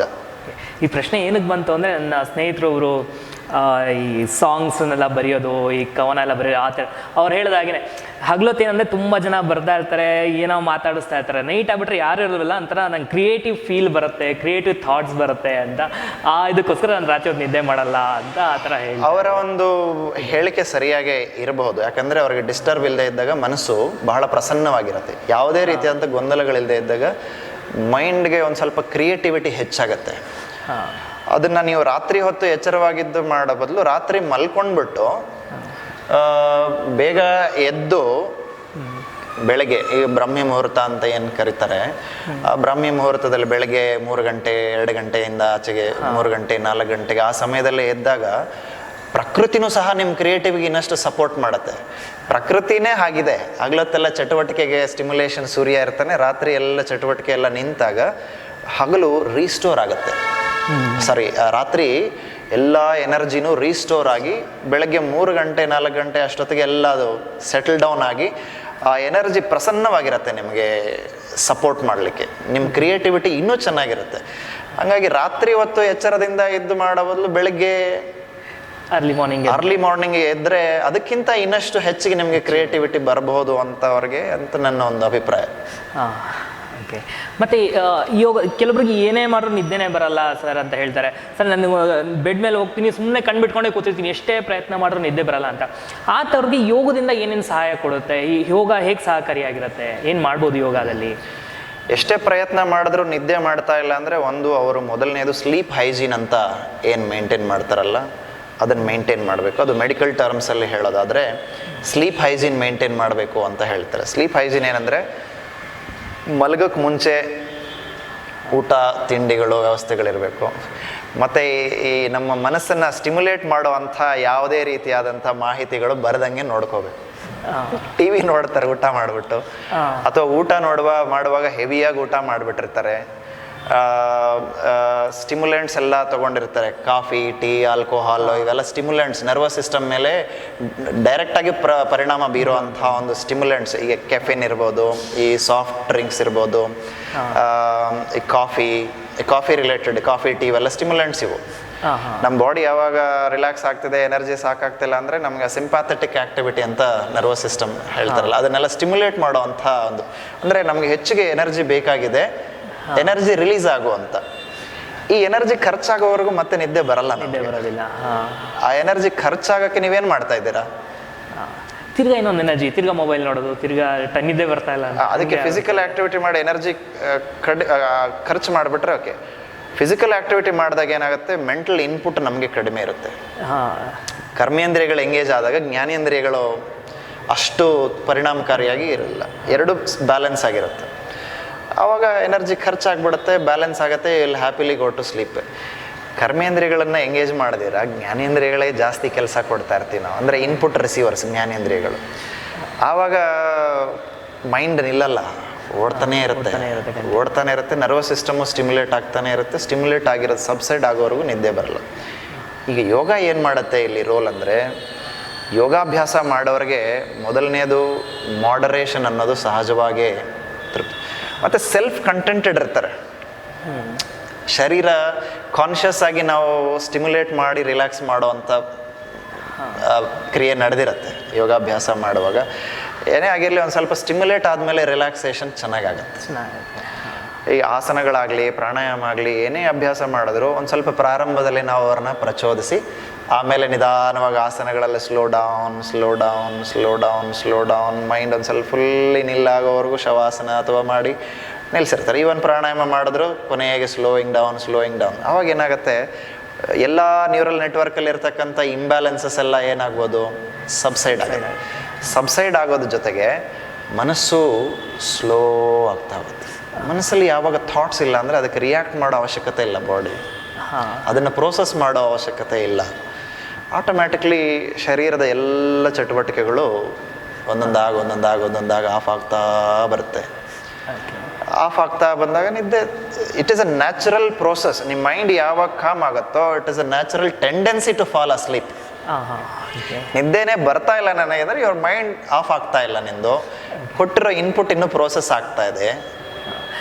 ಈ ಥಾಟ್ ಪ್ರೋಸೆಸ್ ಕಡಿಮೆ ಮಾಡೋದಕ್ಕೆ ಯೋಗದಲ್ಲಿ ಯಾವ್ದಾದ್ರು ಪ್ರಾಣಾಯಾಮ ಅಥವಾ ಯಾವುದಾದ್ರೂ ಮೆಡಿಟೇಷನ್ ಟೆಕ್ನಿಕ್ ಸಿಂಪಲ್ ಆಗಿ ಮಾಡುವಂಥದ್ದು? ನಿಮಗೆ ಥಾಟ್ ಪ್ರೋಸೆಸ್ ಎಲ್ಲ ನಿಮಗೆ ಇಲ್ಲಿ ಬ್ರೈನಲ್ಲಿ ಪ್ರೋಸೆಸ್ ಆಗುವಂಥದ್ದೆಲ್ಲ ಟೆಂಪ್ರರಿ ಫೈಲ್ಸ್ ಕಂಪ್ಯೂಟರಲ್ಲಿ ಅಂತ ಹೇಳ್ತಾರಲ್ಲ, ಕಂಪ್ಯೂಟ್ರಲ್ಲಿ ರ್ಯಾಮಲ್ಲೆಲ್ಲ ಟೆಂಪ್ರರಿ ಫೈಲ್ಸ್ ಇರುತ್ತೆ. ಈ ಟೆಂಪ್ರರಿ ಫೈಲ್ಸ್ ಎಷ್ಟೊಂದು, ಅದೇ ಟೆಂಪ್ರರಿ ಅಂದರೆ ಎಲ್ಲ ಥರದ ನಿಮಗೆ ಟ್ರಾನ್ಸಾಕ್ಷನ್ಗೆ ವ್ಯವಹಾರ ಅಲ್ಲೇ ಫೈಲ್ ಸರ್ಫೇಸಲ್ಲಿ ಎಲ್ಲ ವ್ಯವಹಾರಗಳನ್ನು ಮಾಡುವಂಥದ್ದು, ಈ ಥಾಟ್ ಪ್ರೋಸೆಸ್ ಎಲ್ಲ ಅಲ್ಲೇ ನಡೀತಾ ಇರುತ್ತೆ. ಸೊ ನೋಡಿ, ಈ ಕಪಾಲಭಾತಿ ಅನ್ನೋ ಒಂದು ಪ್ರಾಕ್ಟೀಸ್ ಇದೆಯಲ್ಲ, ಇಮಿಡಿಯೇಟ್ಲಿ ನಿಮಗೆ ಈ ಕಪಾಲ ಅಂದ್ರೇ ಇದು frontal cortex of the brain ಅಂತ ನಾವು ಅರ್ಥ ಮಾಡ್ಕೋಬೋದು. ಅದನ್ನು ಭಾತಿ ಅಂದರೆ ಅದನ್ನು ಶುದ್ಧೀಕರಣ ಮಾಡೋದು. ಇದನ್ನು ನೀವು ಅರ್ಥ ಮಾಡ್ಕೊಳ್ಳೋದು ನೋಡಿದ್ರೆ, forcibly when you are exhaling unnecessary carbon dioxide ಇದ್ದಾಗ ನಮ್ಮಲ್ಲಿರ್ತಕ್ಕಂಥ ಟಾಕ್ಸಿಸಿಟಿ, ಆಸಿಡಿಕ್ ನೇಚರ್ ಎಲ್ಲ ಹೋಗಿ ಬ್ಲಡ್ ಎಲ್ಲ ಕಡೆ ರಶ್ ಆಗಿ ಆ ಟೆಂಪ್ರರಿ ಫೈಲ್ಸ್ನೆಲ್ಲ ರಿಮೂವ್ ಮಾಡೋದು. ನಾವು ಯಾವಾಗ ರನ್ ಮಾಡಿ ಎಕ್ಸಿಕ್ಯೂಟ್ ಮಾಡಿ ಟೆಂಪ್ರರಿ ಫೈಲ್ಸ್ನ ಕ್ಲಿಯರ್ ಮಾಡಿದಾಗ ಎಫಿಷಿಯನ್ಸಿ ಹೆಚ್ಚಾಗತ್ತಲ್ಲ. ಹಾಗೆ ಈ ಟೆಂಪ್ರರಿ ಫೈಲ್ಸ್ನ ರಿಮೂವ್ ಮಾಡಿದ್ರೆ ಮೈಂಡ್ ಅನ್ನೆಸೆಸರಿಯಾಗಿ ವರ್ಕ್ ಆಗ್ತಾ ಇರೋದು ನಿಲ್ಲಾಗುತ್ತೆ. ರಿಮೂವ್ ಮಾಡೋದು ಮಾತ್ರ ಅಲ್ಲ, ಅದನ್ನು ಮತ್ತೆ ಶುದ್ಧೀಕರಣ ಮಾಡಬೇಕು. ನಾಡಿ ಶುದ್ಧಿ ಪ್ರಾಣಾಯಾಮ ಶುದ್ಧೀಕರಣ ಮಾಡಿ ಬ್ಯಾಲೆನ್ಸ್ ಮಾಡೋದು ಮಾತ್ರ ಅಲ್ಲ, ಅದನ್ನು ಮತ್ತೆ ಒಂದು ಲಯಬದ್ಧ ರೀತಿಗೆ ತರಬೇಕು. ಈಗ ನಿಮಗೆ ಭ್ರಾಮರಿ ಪ್ರಾಣಾಯಾಮ, ಓಂಕಾರನಾದ ಜಪ, ಇವೆಲ್ಲ ನಮ್ಮನ್ನು ಒಂದು ಲಯಬದ್ಧವಾದಂಥ ರೀತಿಗೆ ತರುತ್ತೆ. ಒಂದು ರಿದಮ್ ಇದ್ದಾಗ ಆಟೋಮ್ಯಾಟಿಕ್ಲಿ ರಿದಮಿಕಲಿ ಅವರು ಸ್ಲೋ ಆಗಿ ನಿಧಾನವಾಗಿ ಜಾರ್ಕೊಳ್ತಾರೆ. ಹಾಗಾದರೆ ಕಪಾಲಭಾತಿ, ನಾಡಿ ಶುದ್ಧಿ ಕ್ರಿಯೆ, ಪ್ರಾಣಾಯಾಮ, ಭ್ರಮರಿ ಈ ಮೂರನ್ನೂ ಅಭ್ಯಾಸ ಮಾಡ್ತಾರೆ, ನಿದ್ದೆಗೆ ತುಂಬ ಸಹಕಾರಿಯಾಗುತ್ತೆ. ಹಂಗಂತೇಳಿ ಜನಗಳಿಗೆ ನಾವು ಈ ಥರ ಏನಾದರೂ ಈ ಥರದ್ದೇ ಮಾಡಬೇಕು ಅಂತಂದ್ರೆ ಎಗೈನ್ ಮತ್ತೆ ಮಾತ್ರೆ ತೊಗೊಂಡಂಗೆ ಮಾಡಿಬಿಡ್ತಾರೆ ಇದನ್ನೆಲ್ಲ. ಇಷ್ಟು ಹೈಜೀನ್ ಫಾಲೋ ಮಾಡಿ ಅದ್ರ ಜೊತೆಗೆ ಇದನ್ನು ಮಾಡಿದ್ರೆ ನಿದ್ದೆ ಮಾಡ್ಲಿಕ್ಕೆ ಸಹಕಾರಿಯಾಗುತ್ತೆ ಅಂತ ಹೇಳ್ಬೋದಾ? ಹೈಜೀನ್ ಹೇಗೆಂದರೆ ಇದಕ್ಕೆ ಯೋಗನ ಏನೋ ಒಂದು ಮ್ಯಾಟ್ ಮೇಲೆ ಮಾಡೋವಂಥದ್ದಲ್ಲ, ಇದೊಂದು ಜೀವನ ಶೈಲಿ ಅಂತ ಹೇಳ್ತಾರೆ. ಯುಕ್ತಾಹಾರ ವಿಹಾರಸ್ಯ ಯುಕ್ತ ಚೇಷ್ಟಸ್ಯ ಕರ್ಮಸು ಯುಕ್ತ ಸ್ವಪ್ನ ಅವಬೋಧಸ್ಯ ಯೋಗೋ ಭವತಿ ದುಃಖ ಅಂತ ಹೇಳಿ. ಅಂದರೆ ಆಹಾರ ವಿಹಾರ ಚೇಷ್ಟೆ ಕರ್ಮಗಳು, ನಿದ್ರೆ, ಸ್ವಪ್ನ ಅಂದರೆ ನಿದ್ರೆ, ಅವಬೋಧ ಅಂದರೆ ಆ್ಯಕ್ಟಿವ್ ಫೇಸ್, ಈ ಎಲ್ಲವೂ ಮಾಡರೇಟಾಗಿ ನಡೀತಾ ಇದ್ದರೆ ಎಲ್ಲವೂ ತಾನಾಗಿ ನಡೀತೆ. ಎಷ್ಟು ಇವೆಲ್ಲ ಅಭ್ಯಾಸಗಳು ಮೇ ಬಿ ಒಂದು ಸದ್ಯಕ್ಕೆ ಸಹಕಾರಿ ಆಗ್ಬೋದು, ಆದರೆ ದೀರ್ಘಕಾಲದಲ್ಲಿ ನಿರಂತರವಾಗಿ ಇವೆಲ್ಲ ಮಾಡರೇಷನ್ನು ಸಹ ಬಹಳ ನಮಗೆ ಅವಶ್ಯಕತೆ ಆಗುತ್ತೆ. ಅವನು ಅನುಸರಿಸ್ಬೇಕು, ಜೀವನ ಶೈಲಿನೂ ಬಹಳ ಮುಖ್ಯ ಆಗುತ್ತೆ. ನಿದ್ದೆ ಚೆನ್ನಾಗಿ ಬರಬೇಕಂದ್ರೂ ಇವೆಲ್ಲ ಆಹಾರ ವಿಹಾರ ಕರ್ಮಗಳು ಮಾಡೋ ಅಂಥದ್ದು ಇವೆಲ್ಲನೂ ಸರಿಯಾಗಿ ಬ್ಯಾಲೆನ್ಸ್ ಮಾಡೋ ಅವಶ್ಯಕತೆನೇ ಇದೆ. ಮತ್ತು ಆಸನಗಳು, ಕೆಲವೊಂದು ಆಸನಗಳು, ನೀವು ಫಾರ್ವರ್ಡ್ ಬೆಂಡಿಂಗ್ ಆಸನಗಳು ಕೆಲವೊಂದು ಮಾಡೋದಾದರೆ ಮನಸ್ಸು ಬಹಳ ಮೈಂಡಲ್ಲಿರುವಂತಹ ಎಷ್ಟೊಂದು ರ್ಯಾಂಡಮ್ನೆಸ್ ಕಡಿಮೆ ಆಗುತ್ತೆ. ಅದಕ್ಕೆ ಮೋಸ್ಟ್ಲಿ ಕಂಪ್ಯೂಟರ್ಗಳಲ್ಲೆಲ್ಲ ರ್ಯಾಮ್ ಅಂತ, ರ್ಯಾಂಡಮ್ ಆಕ್ಸೆಸ್ ಮೆಮೊರಿ ಅಂತ ಇರಬೇಕು. ಆ ಮೈಂಡ್ದು ರ್ಯಾಂಡಮ್ನೆಸ್ ತಾನಾಗೆ ಕಡಿಮೆ ಮಾಡ್ತಾರೆ, ಸಬ್ಸೈಡ್ ಆಗುತ್ತೆ. ಈ ತಲೆ ಭಾಗಕ್ಕೆ ಬ್ಲಡ್ ಫ್ಲೋ ಹೆಚ್ಚಾಗುವಂಥ ಕೆಲವೊಂದು ಅಭ್ಯಾಸಗಳನ್ನು ಮಾಡಿದಾಗ ರಿಫ್ರೆಶ್ ಆಗುತ್ತೆ. ನ್ಯೂರಲ್ ನೆಟ್ವರ್ಕಲ್ಲಿ ಒಂದು ಸ್ವಲ್ಪ ಹೈಪರ್ ಆ್ಯಕ್ಟಿವ್ ಆಗಿರತಕ್ಕಂಥ ಹೈಪರ್ಟೋನ್ಸ್ ಎಲ್ಲ ಸಬ್ಸೈಡ್ ಆಗಿ ಆ ರ್ಯಾಂಡಮ್ನೆಸ್ ಎಲ್ಲ ರೆಡ್ಯೂಸ್ ಆಗಿ ಸ್ಲೋನೆಸ್ ಸ್ಟಾರ್ಟ್ ಆಗುತ್ತೆ. ಮತ್ತು ಈ ಶವಾಸನದಲ್ಲಿ ಸ್ವಲ್ಪ ಹೊತ್ತು ಮಲಗುವಾಗ ಅದೊಂದು ಅವಕಾಶ, ಕಾನ್ಷಿಯಸ್ ಆಗಿ ಶವ ಅಂದ ತಕ್ಷಣ ಎಲ್ಲ ಸುಮ್ಮನೆ ಮಲ್ಕೊಂಡ್ರೆ ಶವ ಅಂತ ಅಂದ್ಕೊಂಡಿರ್ತಾರೆ. ಶವದಲ್ಲಿ ನೋಡಿ, ನೀವು ನೋಡಿದ್ರೆ ಎಷ್ಟೊಂದು ಆ್ಯಕ್ಟಿವಿಟೀಸ್ ಎಲ್ಲ ಆಫ್ ಆಗುತ್ತೆ. ಆ ಲೆವೆಲ್ಗೆ ನಾವು ಕಾನ್ಷಿಯಸ್ ಆಗಿ ರಿಲ್ಯಾಕ್ಸ್ ಮಾಡಬೇಕು. ಈ ಯೋಗ ನಿದ್ರಾ ಅಂತ ಚಟುವಟಿಕೆಗಳು ಮಾಡ್ತಾರೆ, ಧ್ಯಾನ ಅಂತ ಮಾಡುವಾಗ ಏನಾಗುತ್ತೆ, ಕಾನ್ಷಿಯಸ್ ಆಗಿ ನೀವು ಆ ಹೈಪರ್ ಟೋನ್ಸ್ನೆಲ್ಲ ರೆಡ್ಯೂಸ್ ಮಾಡ್ತಾ ಮೈಂಡಲ್ಲಿ ಇರತಕ್ಕಂಥ ಅನ್ನೆಸೆಸರಿ ರ್ಯಾಂಡಮ್ನೆಸ್ನ ಕಡಿಮೆ ಮಾಡಲಿಕ್ಕೆ ಇವೆಲ್ಲ ಸಹಕರಿಸುತ್ತೆ. ಮತ್ತು ಅಶೋಕ್ಜಿ, ಕೆಲವೊಬ್ರು ಹೇಳ್ತಾರೆ ಈ ಥರ ಯೋಗಾಭ್ಯಾಸ ಇದನ್ನೆಲ್ಲ ಮಾಡೋದ್ರ ಬದಲು ನಿದ್ದೆ ಮಾತ್ರ ತೊಗೊಂಡ್ಬೋದಲ್ಲ, ಡ್ರಗ್ಸ್ ತೊಗೊಂಡ್ಬೋದಲ್ಲ, ಸಾಕು ಆರಾಮಾಗಿ ನಿದ್ದೆ ಬಂದ್ಬಿಡುತ್ತಲ್ಲ, ಇಷ್ಟೊಂದೆಲ್ಲ ಮಾಡೋ ಅವಶ್ಯಕತೆ ಏನು ಅಂತ, ಅದ್ರ ಬಗ್ಗೆ ಒಂದಷ್ಟು ವಿಚಾರಗಳನ್ನು ತಿಳಿಸ್ಕೊಟ್ರೆ ಅನ್ಕೋ. ಅದೇ ಕೆಲವರು ಹೇಳ್ತಾರೆ ಆಲ್ಕೋಹಾಲ್ ಮಾಡಿ ಆರಾಮಾಗಿ ಎಲ್ಲ ಮರ್ತೋಗ್ಬಿಡುತ್ತೆ ಅದು ಇದೆಲ್ಲ ಅಂತ. ಕೆಲವೊಂದು ರೀತಿಯಲ್ಲಿ ಅದು ಏನೋ ಮಾಡ್ಬೋದು. ದೀರ್ಘಕಾಲದಲ್ಲಿ ಈ ಡ್ರಗ್ಸ್ ತಗೊಳ್ಳೋದ್ರಿಂದ ಆಗುವಂಥ ದುಷ್ಪರಿಣಾಮಗಳು ಹೇಗೆ ಮ್ಯಾನೇಜ್ ಮಾಡೋದು? ಒಂದನ್ನು ಮಾಡೋಕ್ಕೆ ಹೋಗಿ ಇನ್ನೊಂದನ್ನು ದುಡ್ಡು ಕೊಟ್ಟು ಕೊಂಡ್ಕೊಂಡಂಗೆ ಇದು ನ್ಯಾಚುರಲ್ಲಾಗಿ ಆಗಬೇಕಾಗಿರ್ತಕ್ಕಂಥ ಒಂದು ಪ್ರಕ್ರಿಯೆ. ಆ ನ್ಯಾಚುರಲ್ಲಾಗಿ ಆಗೋದಕ್ಕೆ ನೀವು ಒಂದು ದುಡ್ಡು ಕೊಟ್ಟು ತೊಗೊಂಡಿದ್ದೀರಾ, ಮತ್ತೆ ಅದರಿಂದ ಆಗುವಂಥ ಪರಿಣಾಮಗಳಿಗೆ ಇನ್ನೊಂದು ಸ್ವಲ್ಪ ದುಡ್ಡು ಕೊಟ್ಟು ಮತ್ತೆ ಕೊಂಡ್ಕೊಳ್ತಕ್ಕಂಥದ್ದು ಎಲ್ಲ ಕಾಯಿಲೆಗಳನ್ನು. ನೀವು ನ್ಯಾಚುರಲ್ ಆಗಿ ನಡಿಬೇಕಾಗಿರ್ತಕ್ಕಂಥ ಕ್ರಿಯೆಗೆ ದುಡ್ಡು ಕೊಟ್ಟು ಇಲ್ಲದೆ ಇರೋ ಕಾಯಿಲೆಗಳನ್ನು ಕೊಂಡ್ಕೊಂಡಂಗಾಗತ್ತೆ. ಅಂದರೆ ಡ್ರಗ್ಸ್ ತಗೊಳ್ಳೋದ್ರಿಂದ ಸಮಸ್ಯೆಗಳ, ಈಗ ನೀವು ಏನೇ ಎಕ್ಸ್ಟರ್ನಲಿ ಹೊರಗಡೆಯಿಂದ ತಗೊಳ್ತಾ ಇದ್ದೀರಾ ಅಂದರೆ ಅದು ಫೋರ್ಸಿಬಲ್ ಇಂಜೆಕ್ಷನ್ನೇ ಅಲ್ವಾ? ಅದು ಸಹಜವಾಗಿ ನಡಿಬೇಕಾದಂಥ ಒಂದು ಪ್ರಕ್ರಿಯೆಗೆ ನೀವು ಹೊರಗಡೆಯಿಂದ ಕೊಡ್ತಾ ಇದ್ದೀರಾ ಅಂದರೆ ಅದು ಫೋರ್ಸಿಬಲ್. ಅದು ನಿಮಗೆ ನ್ಯಾಚುರಲಿ ಯಾವಾಗ ಬಿಡ್ತೀರಾ? ನೀವು ಎಷ್ಟು ದಿನ ಹೊರಗಡೆಯಿಂದ ತಗೊಳ್ತೀರಾ? ಏನೇ ಆಗಿರಲಿ, ಶರೀರದಲ್ಲಿ ತನ್ನಷ್ಟಕ್ಕೆ ತಾನೇ ನಡೆಯುವಂತಹ ಪ್ರಕ್ರಿಯೆನ ನೀವು ಹೊರಗಡೆಯಿಂದ ಸಪೋರ್ಟ್ ಮಾಡಿದರೆ ಅದು ತನ್ನಷ್ಟಕ್ಕೆ ತಾನೇ ಸಪೋರ್ಟ್ ಮಾಡ್ಕೊಳ್ಳೋ ಅಂಥ ಕ್ರಿಯೆ ಮರ್ತು ಹೋಗುತ್ತೆ ಓವರ್ ಎ ಪೀರಿಯಡ್, ಕ್ರಮೇಣ. ಈಗ ನೋಡಿ, ಶರೀರಕ್ಕೆ ತುಂಬ ಸುಸ್ತಾಗಿದ್ದಾಗ, ತೀರಾ ಅದು ಸಪೋರ್ಟ್ ಮಾಡ್ಕೊಳಕ್ಕೆ ಆಗದೆ ಇದ್ದಾಗ ನೀವು ಸಪೋರ್ಟ್ಗೆ ಎಕ್ಸ್ಟರ್ನಲಿ ಒಂದು ಸ್ವಲ್ಪ ದಿನ ಕೊಡ್ಬೋದು. ತೀರಾ ತನ್ನಷ್ಟಕ್ಕೆ ತಾನು ಅದು ಸ್ಪಂದಿಸೋಕ್ಕೆ, ಪುನಶ್ಚೇತನಗೊಳ್ಳಕ್ಕೆ ಒಂದು ಸ್ವಲ್ಪ ಅದಕ್ಕೆ ಸಪೋರ್ಟ್ ಸಾಕಾಗ್ತಾ ಇಲ್ಲ, ಮೋಟಿವೇಶನ್ ಸಾಕಾಗ್ತಿಲ್ಲ, ಇಂಟರ್ನಲ್ ಕೆಪಾಸಿಟಿ ಎನರ್ಜಿ ಸಾಕಾಗ್ತಾ ಇಲ್ಲ, ಇಂಟರ್ನಲ್ ಮೋಟಿವೇಶನ್ ಸಾಕಾಗ್ತಾ ಇಲ್ಲ ಅಂದಾಗ ಒಂದು ಸ್ವಲ್ಪ ಎಕ್ಸ್ಟರ್ನಲ್ ಸಪೋರ್ಟ್ ಕೊಟ್ಟು ಮುಂದಕ್ಕೆ ಪುಷ್ ಮಾಡಿ ವಿತ್ಡ್ರಾ ಮಾಡೋದು ಒಂಥರ ಓಕೆ. ಅದನ್ನು ನೀವು ಡ್ರಗ್ ಮುಖಾಂತರ ಆದರೂ ಮಾಡ್ಬೋದು, ಯೋಗ ಮುಖಾಂತರ ಆದರೂ ಮಾಡ್ಬೋದು. ಡ್ರಗ್ ಮುಖಾಂತರ ಆದಾಗ ನೀವು ವಿತ್ಡ್ರಾ ಮಾಡಿದ್ರೆ ಪ್ರಾಬ್ಲಮ್ ಮತ್ತೆ ಶುರುವಾಗುತ್ತೆ. ಇಲ್ಲಿ ಹಾಗಲ್ಲ, ನೀವು ನಿರಂತರವಾಗಿ ಇದೊಂದೇ ಅಲ್ಲ, ನಿಮಗೆ ಮಾನಸಿಕವಾಗಿ ಎಷ್ಟೊಂದು ಪುನಶ್ಚೇತನ ಬರುತ್ತೆ. ಇದು ನಿಮಗೆ ಸ್ಟ್ರೆಸ್ಫುಲಿ ಫೋರ್ಸಿಬಲಿ ಇಂಡ್ಯೂಸ್ಡು, ಇಲ್ಲಿ ನ್ಯಾಚುರಲಿ ನಡೆಯುವಂಥ ಒಂದು ಕೆಲಸ. ಇನ್ನೊಂದು ನಮ್ಮ ಗುರುಗಳು ಹೇಳ್ತಾ ಇದ್ರು ಯಾವಾಗಲೂ, ಡ್ರಗ್ ತಗೊಂಡು ನೀವು ಆ ಥರ ಏನೋ ಫೋರ್ಸಿಬಲಿ ಸಪ್ರೆಸ್ಡ್ ಸ್ಟೇಟ್ಗೆ ಹೋಗಿದರೆ ಯು ರಿಮೈನ್ ಎ ಫೂಲ್.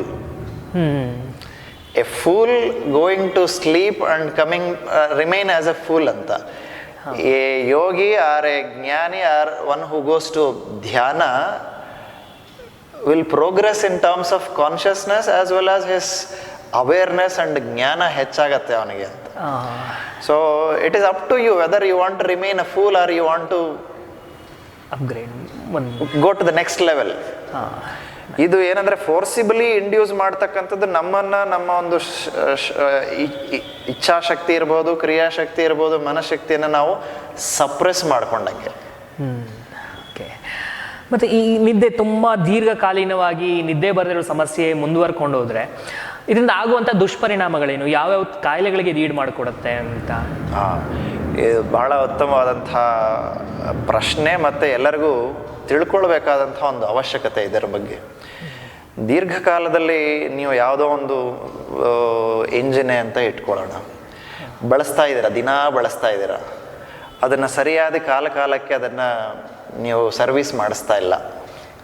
ಕಾಲಕ್ಕೆ ಅದಕ್ಕೆ ಬೇಕಾದಂಥ ಒಂದು ಏನೋ ಆಯಿಲ್ ಇರ್ಬೋದು, ಓವರಾಲಿಂಗ್ ಇರ್ಬೋದು, ಅಥವಾ ಏನು ಅದನ್ನು ಹೇಗೆ ಯೂಸ್ ಮಾಡಬೇಕು ಅದನ್ನು ಹಾಗೆ ಯೂಸ್ ಮಾಡಲಿಲ್ಲ ಅಂತ ಇಟ್ಕೊಳ್ಳಿ. ಅದಕ್ಕೆ ಏನಾಗ್ಬೋದು, ಒಂದು ಸ್ವಲ್ಪ ಯಾವುದೋ ಒಂದು ಅಂಗಾಂಗ ಸೌದು ಅದು ಬೇಗ ಆಗ್ಬೋದು, ಅದರ ಮೇಲೆ ಆಧಾರಿತವಾಗಿ ಇನ್ನೊಂದು ಹೋಗ್ಬೋದು, ಇನ್ನೊಂದು ಅದರ ಮೇಲೆ ಹಾಗಾಗಿ ಬೇಗ ಅದರದ್ದು ಲೈಫ್ ಸ್ಪ್ಯಾನ್ ಕಡಿಮೆ ಆಗಿ ಬೇಗ ಡಿಸ್ಟ್ರಾಯ್ ಹೊಸತ್ತು. ಹಾಗೆ ಇದೇ ದೀರ್ಘಕಾಲದಿಂದ ಬರ್ತಾ ಇಲ್ಲ ಅಂದರೆ ನೀವು ಪುನಃ ಅದನ್ನು ಪುನಶ್ಚೇತನ ಆಗ್ಲಿಕ್ಕೆ ಅವಕಾಶ ಕಡಿಮೆ ಕೊಡ್ತಾ ಇದ್ದೀರ. ಅದರಿಂದ ಮಾನಸಿಕವಾಗೂ ಸಹ ಒತ್ತಡಗಳು ಜಾಸ್ತಿ ಆಗುತ್ತೆ, ಶಾರೀರಿಕವಾಗೂ ಸಹ ಒಂದು ಸ್ವಲ್ಪ ವೀಕ್ನೆಸ್ ಆಗೋಕ್ಕೆ ಶುರುವಾಗುತ್ತೆ.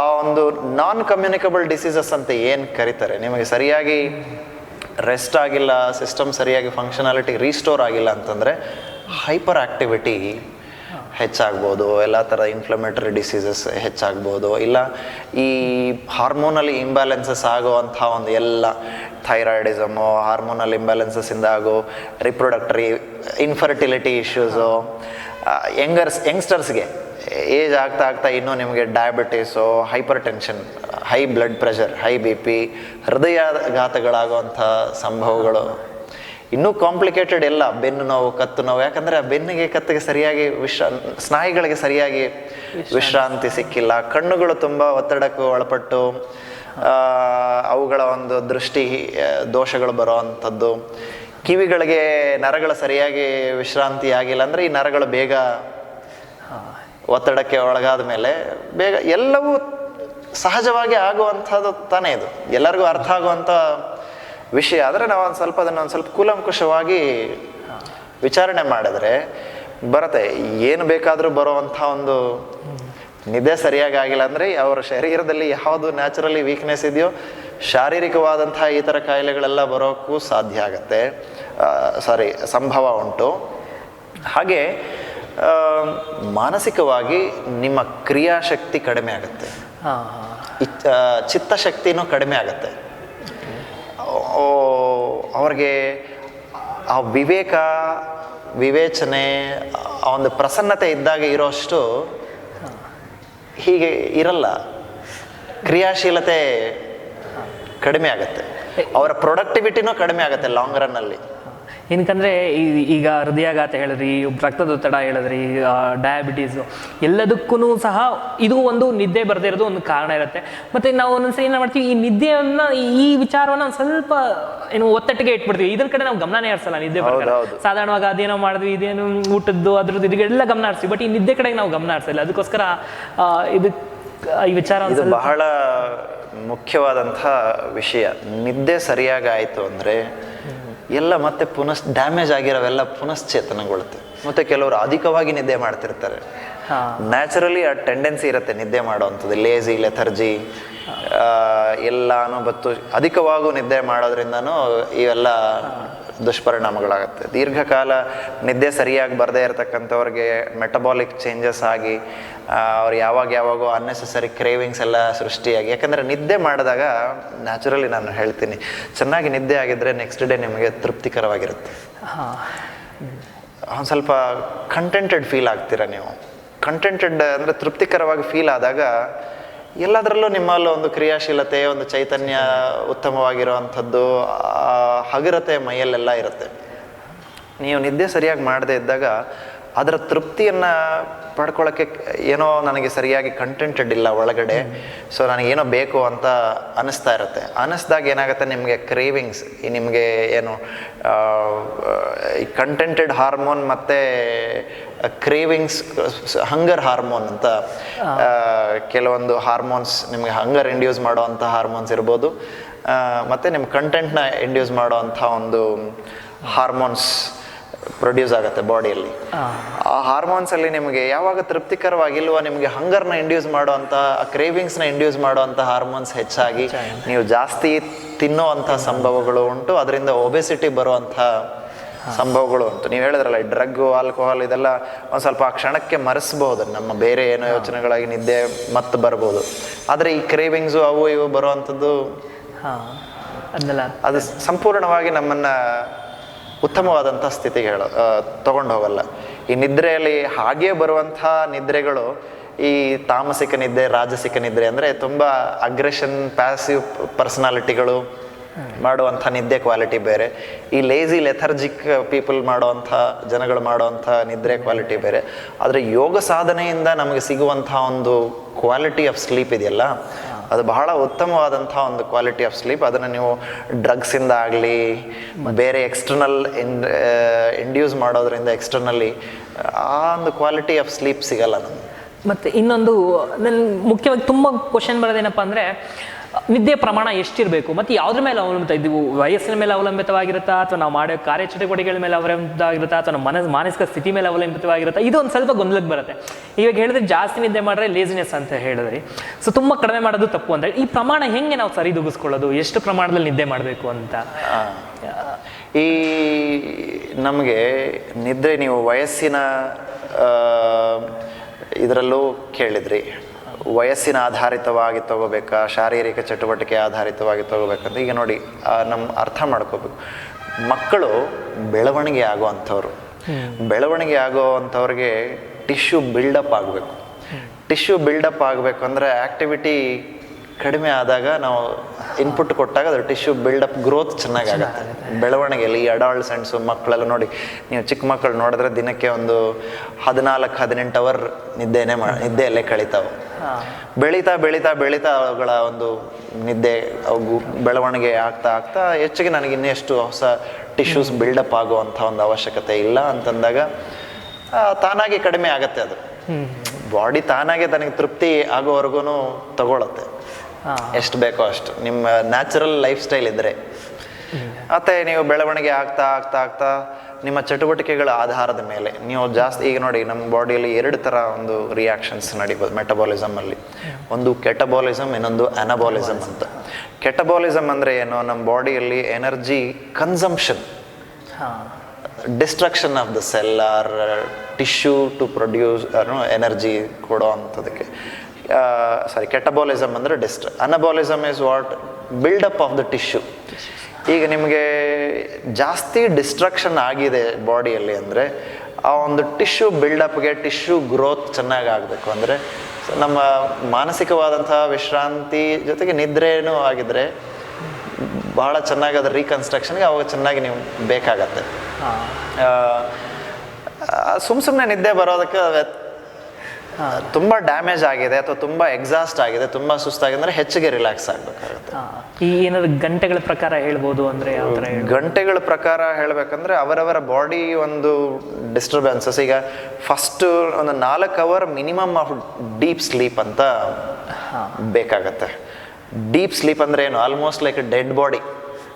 ಬೇರೆ ಯಾವ ಥರದ ಅವ್ರಿಗೆ ಚಟುವಟಿಕೆಗಳು ಇರಲ್ಲ, ಆ ಬಾಡಿನ ನೀವು ಎಬ್ಬರಿಸಿದ್ರೂ ಅಲಗಾಡಬಾರ್ದು. ಅದು ಆ ಥರ ಒಂದು ಸ್ಥಿತಿಯಲ್ಲಿ ಡೀಪ್ ಸ್ಲೀಪ್ ಅಂದರೆ ಸ್ಲೋ ವೇವ್. ನಾನು ಹೇಳಿದ್ನಲ್ಲ, NREM ಸ್ಟೇಜ್ 1, 2, 3, 4 ಅಂದರೆ ಸ್ಟೇಜ್ 3, 4 ಅವರು ಸ್ಪೆಂಡ್ ಮಾಡಿದಾಗ ನೀವು ಹಿಂಗೆ ಅಲಗಾಡಿಸಿದ್ರು ಅವರು ನಿದ್ದೆ ಎಚ್ಚರ ಆಗಲ್ಲ ಅವರು.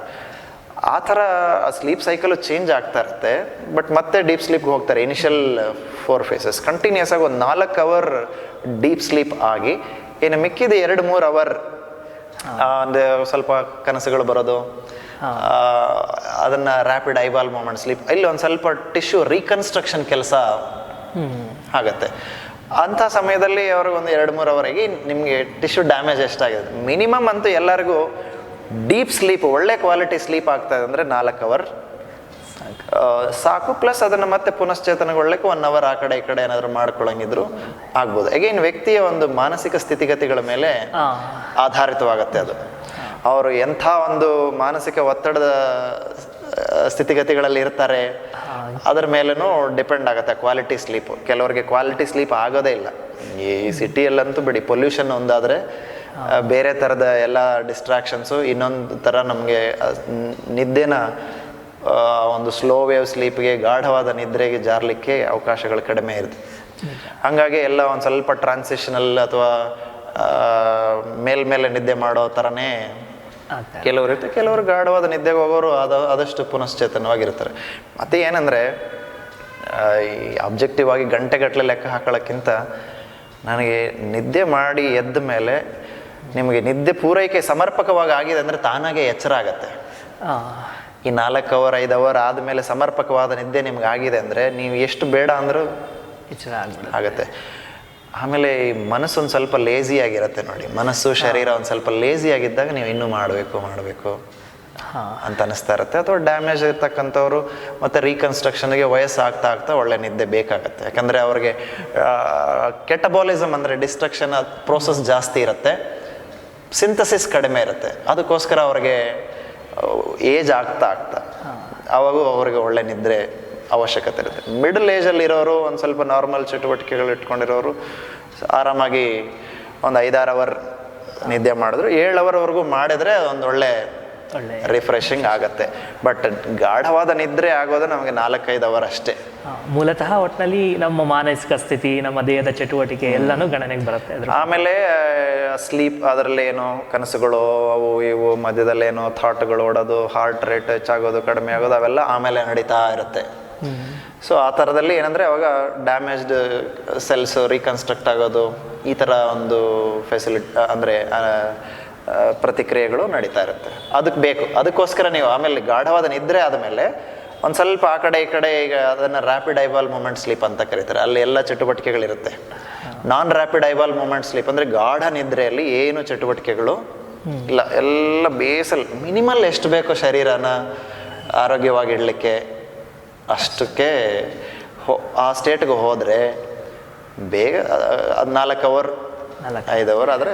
ಕೆಲವರು ಇನ್ನೊಂದು ದೂರ್ತಾರೆ, ಏನಪ್ಪ ಅಂದರೆ ತುಂಬ ಕಣ್ಣು ಮುಚ್ಚರೆ ಬರೀ ಕೆಟ್ಟ ಕನಸೇ ಬೀಳುತ್ತೆ ಈ ಥರ. ಮತ್ತೆ ಇಷ್ಟು ಕೆಲವರು ಹೇಳಿದ, ನನ್ನ ತುಂಬ ಹತ್ತಿರದವರೇ ಒಬ್ರು ಹೇಳಿದ ನೆನಪು, ಕಣ್ಣು ಮುಚ್ಚರೆ ಸಾಕೋದ್ರೆ ಬರೀ ಕೆಟ್ಟ ಕನಸೇ ಬೀಳ್ತೇವೆ, ರಾತ್ರಿಯಿಂದ ಬೆಳಗ್ಗೆವರೆಗೂ ಆ ಥರ ಡೀಪ್ ಸ್ಲೀಪ್ ಅನ್ನೋದು ನನಗೆ ಫೀಲೇ ಆಗಲ್ಲ. ಏನಾದ್ರು ಕನಸು ಬೀಳ್ತಾನೆ ಇರುತ್ತೆ, ಯಾರೋ ಸತ್ತೋಗ್ಬಿಡೋದು, ಯಾರೋ ಇನ್ನೇನೋ ಆಗೋದು, ಮತ್ತೆ ವಿಚಿತ್ರವಾದ ಕನಸುಗಳು ಇಮ್ಯಾಜಿನ್ ಮಾಡೋಕ್ಕಾಗಲ್ಲ ನೀವು. ಆ ಥರದಲ್ಲಿ ನಾನು ಯಾವುದೋ ಬೆಟ್ಟದ ಮೇಲೆ ಬೀಳ್ತಾ ಇರೋ ಥರ ಹಿಂಗೆಲ್ಲ ಬೀಳುತ್ತೆ ಕನಸುಗಳು. ಸೊ ಇದಕ್ಕೇನಾದರೂ ಮಾಡ್ಬೋದಾ? ಏನಾದರೂ ಇಲ್ಲಿ ನಾವು ಅವಸ್ಥಾತ್ರಯ ಅಂತ ನಮ್ಮ ಯೋಗಶಾಸ್ತ್ರಗಳು ಹೇಳೋ ಅಂಥ ಒಂದು ನೆನಪಿಸ್ಕೊಳ್ಳೋಕೆ ಇಷ್ಟಪಡ್ತೀನಿ. ಅವಸ್ಥೆಗಳಂದರೆ ಜಾಗೃತ ಅವಸ್ಥಾ, ಸ್ವಪ್ನಾವಸ್ಥಾ, ಸುಷುಪ್ತಿ ಅವಸ್ಥಾ ಅಂತ ಕರೀತಾರೆ. ಈಗ ನಾವು ಎಷ್ಟೊತ್ತು ಅದನ್ನೇ ಮಾತು. Sushupti is a deep sleep state. Jagrata avastha is ಎಚ್ಚರವಾಗಿರ್ತಕ್ಕಂಥ. ಏನಂದರೆ ನಮ್ಮ ಇಂದ್ರಿಯಗಳು ಯಾವಾಗಲೂ ಆ್ಯಕ್ಟಿವ್ ಆಗಿದೆ, ಕರ್ಮೇಂದ್ರಿಯ ಜ್ಞಾನೇಂದ್ರಿಯ ಎರಡೂ ಆ್ಯಕ್ಟಿವ್ ಆಗಿದೆ. ಇನ್ಪುಟ್ ರಿಸೀವ್ ಮಾಡಿ ಅದಕ್ಕೆ ರೆಸ್ಪಾಂಡ್ ಮಾಡೋ ಅಂಥ ಒಂದು ಅವಸ್ಥೆನ ಜಾಗೃತ ಅವಸ್ಥೆ, ಜಾಗ್ರತೆ ಅಂತ ಕರಿತೀವಿ. ಈ ಸ್ವಪ್ನಾವಸ್ಥೆ ಏನಂದರೆ ಜಾಗ್ರತೆ ಅವಸ್ಥೆಯಲ್ಲಿ ಏನೇನೆಲ್ಲ ರೆಕಾರ್ಡ್ ಮಾಡ್ಕೊಂಡಿರ್ತೀವೋ ಅದನ್ನು ರೀಪ್ಲೇ ಮಾಡೋದಷ್ಟೇ. ಈಗ ಜಾಗೃತ ಅವಸ್ಥೆಯಲ್ಲಿ ಏನಂದರೆ you have recording audio video ಎಲ್ಲ ಥರವು, ಕಣ್ಣಿಂದ ಕಿವಿಯಿಂದ ಮೂಗಿಂದ ನಾಲಿಗೆ ಎಲ್ಲ ಥರದ ಒಂದು ಜ್ಞಾನವನ್ನು ರಿಸೀವ್ ಮಾಡ್ಕೊಂಡು ರೆಕಾರ್ಡ್ ಮಾಡ್ಕೊಳ್ಳೋ ಅಂಥ ಒಂದು ಅದಕ್ಕೆ ರೆಸ್ಪಾಂಡ್ ಮಾಡೋವಂಥ ಕ್ರಿಯೆ ಜಾಗೃತ ಅವಸ್ಥೆಯಲ್ಲಿರುತ್ತೆ. ಸ್ವಪ್ನಾವಸ್ಥೆಯಲ್ಲಿ ಏನಂದರೆ ನೀವು ಏನು ಜಾಗೃತ ಅವಸ್ಥೆಯಲ್ಲಿ ರೆಕಾರ್ಡ್ ಮಾಡಿಕೊಂಡು ಅದನ್ನು ಪ್ರೋಸೆಸ್ ಮಾಡಿ ಇಮ್ಯಾಜಿನೇಷನ್ ಎಲ್ಲ ಮಾಡ್ಕೊಂಡಿರ್ತೀರೋ ಅದು ರೀಪ್ಲೇ ಅಷ್ಟೇ. ಓಕೆ ಸರ್, ಒಂದೊಂದ್ಸಲಿ ಕೆಲವರು ಕೇಳ್ಬೋದು, ನನಗೆ ವಿಚಿತ್ರವಾದೆಲ್ಲ ಬರ್ತಾ ಇದೆ, ನನಗೆ ಯಾವತ್ತೂ ಜಾಗೃತ ಅವಸ್ಥೆಯಲ್ಲಿ ನಾನು ಈ ಥರ ಅದನ್ನು ರಿಸೀವೇ ಮಾಡ್ಕೊಂಡಿಲ್ಲ ನೋಡೇ ಇಲ್ಲ ಅಂಥವೆಲ್ಲ ನನಗೆ ಕನಸಲ್ಲಿ ಬರ್ತಾ ಇರ್ತದೆ. ಈಗ ಒಂದ್ಸಲ ಅನಿಮೇಟೆಡ್ ಬರ್ಬೋದು, ಈಗೆಲ್ಲ ನಿಮಗೆ ಈ ಟಿ ವಿಗಳಲ್ಲಿ ವಿಡಿಯೋ ರೆಕಾರ್ಡ್ ಮಾಡಿಕೊಂಡು ಯಾವುದನ್ನೋ ಇನ್ನೊಂದು ರೆಕಾರ್ಡ್ ಮಾಡ್ಕೊಂಡು ಇನ್ನೊಂದನ್ನು ಯಾವುದೋ ರೆಕಾರ್ಡ್ ಮಾಡ್ಕೊಂಡು ಎರಡನ್ನೂ ಮರ್ಜ್ ಮಾಡಿ ಅನಿಮೇಟ್ ಮಾಡ್ತಾರಲ್ಲ, ಆ ಥರನೂ ಬರ್ಬೋದು ನಿಮಗೆ ಕನಸಲ್ಲಿ ಅನಿಮೇಟೆಡ್. ಓಕೆ, ಆ ಥರ ನೀವೇನೋ ಇಮ್ಯಾಜಿನ್ ಮಾಡ್ಕೊಂಡಿರ್ತೀರ, ಹೀಗೆ ಹಿಂಗಾಗಿರ್ಬೋದು, ಅದೆಲ್ಲ ನೋಡಿರೋದನ್ನ ಇಮ್ಯಾಜಿನ್ ಮಾಡ್ಕೊಂಡಿರ್ತೀರ, ಆದರೆ ನೋಡಿರಲ್ಲ. ಬಟ್ ಅವೆಲ್ಲ ಒಂದು ಸ್ವಲ್ಪ ಬೇರೆ ಥರ ಏನೋ ಕಾಂಬಿನೇಷನ್, ಪರ್ಮಿಟೇಷನ್ಸ್ ಆ್ಯಂಡ್ ಕಾಂಬಿನೇಷನ್ಸ್ ಆಗಿ ನಿಮ್ಮ ಕನಸಲ್ಲಿ ಬರುವಂಥ ಒಂದು ಸಂಭವ ಎಲ್ಲ ಥರ ಸಂಭವಗಳು ಉಂಟು. ಆ ಥರ ಬರೋದಕ್ಕೆ ನೀವು ಜಾಗೃತಾವಸ್ಥೆಯಲ್ಲಿ ಇರುವಾಗ, ಎಚ್ಚರದಲ್ಲಿ ಇರುವಾಗ ರೆಕಾರ್ಡ್ ಮಾಡ್ಕೊಳ್ಳದೆ ಇರೋದು ಕನಸಲ್ಲಿ ಬರೋಕ್ಕೆ ಸಾಧ್ಯ ಇಲ್ಲ. ಶಾಸ್ತ್ರ ಹೇಳೋ ಪ್ರಕಾರ ನೀವು ಹೊರಗಡೆಯಿಂದ ರೆಕಾರ್ಡ್ ಮಾಡ್ಕೊಳ್ಳದೆ ಇರತಕ್ಕಂಥದ್ದು ನಿಮಗೆ ಕನಸಲ್ಲಿ ಬರೋಕ್ಕೆ ಸಾಧ್ಯ ಇಲ್ಲ. ಆ ಥರ ನಿಮಗೆ ನಾನು ಇದರ ನೋಡೇ ಇಲ್ಲ ಅಂತ ಅನಿಸಿದ್ರು ಸಹ ಒಂದು ವಿಚಿತ್ರವಾಗಿರೋದು ಬರುತ್ತೆ ಅಂದರೆ ವಿಚಿತ್ರವಾದಂಥ ಒಂದು ಅನಿಮೇಷನ್ಸ್ ಆಗಿ, ಕಾಂಬಿನೇಷನ್ಸ್ ಆಗಿ, ಈಗ ನರಸಿಂಹಾವತಾರ ಥರದ ಎಮ್ಮೆ ತಲೆ ಸಿಂಹದ ಒಂದು ಬಾಡಿ, ಅಥವಾ ಸಿಂಹದ ತಲೆ ಎಮ್ಮೆ ಬಾಡಿ, ಈ ಥರ ಏನೋ ಅನಿಮೇಟೆಡ್ ಆಗಿ ವಿಚಿತ್ರವಾಗಿ ನಿಮಗೆ ಬರುವಂಥ ಸಂಭವಗಳಿರುತ್ತೆ. ಅದಾಗಿ ನಾವು ಏನು ಪರ್ಸೀವ್ ಮಾಡಿಕೊಂಡು ಅದನ್ನೆಲ್ಲ ಈ ಥಾಟ್ಸ್, ಇಮ್ಯಾಜಿನೇಷನ್ ಎಲ್ಲ ಏನೇನೋ ಆಗಿರುತ್ತೆ, ಅದೆಲ್ಲ ಕಾಂಬಿನೇಷನ್ ಆಗಿ ರೀಪ್ಲೇ ಅಷ್ಟೇ. ಕನಸಲ್ಲಿ ಆಗುವಂಥದ್ದೆಲ್ಲವೂ ರೀಪ್ಲೇ ಅಷ್ಟೇ. ಅದು ಬಿಟ್ಟು ಸಹ ಏನಾದರೂ ಫ್ಯೂಚರಲ್ಲಿ ಆಗುವಂಥವು ನನಗೆ ಗೋಚರ ಆಗ್ತಿದೆ ಅಂದರೆ ಅದು ಕನಸು ಅಂತ ಹೇಳೋದಕ್ಕಿಂತ ಯಾವುದೋ ಒಂದು ಇಂಟ್ಯೂಟಿವ್ ಪವರ್ ನಿಮಗೆ ಅದನ್ನು ಇಂಟ್ಯೂಷನ್ ಬರ್ತಾ ಇದೆ ಅಂತ ಶಾಸ್ತ್ರ ಹೇಳಿದ್ದನ್ನು ನನಗೂ ಕಡೆಯಿಂದ ಕೇಳಿರೋದುಂಟು.